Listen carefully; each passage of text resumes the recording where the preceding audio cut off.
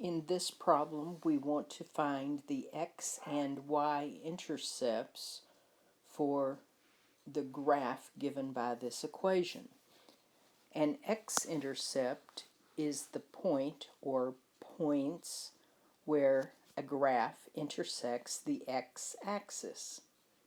We know that on the x-axis, the y value of all ordered pairs is 0.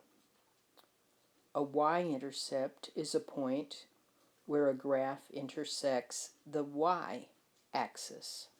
And on the y-axis, the x value of every point is 0. So what we need to do is to find the x-intercept is replace y with 0 and solve for x.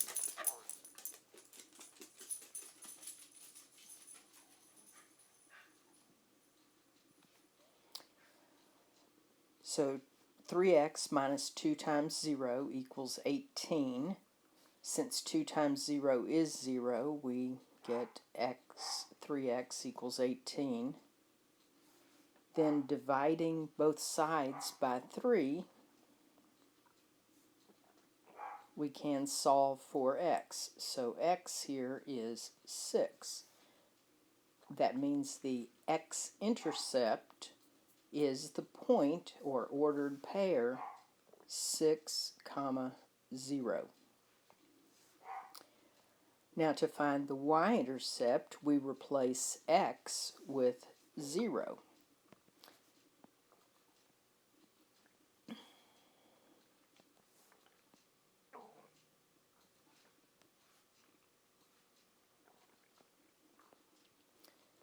Giving us 3 times 0 minus 2y equals 18. So negative 2y equals 18. Dividing both sides by negative 2,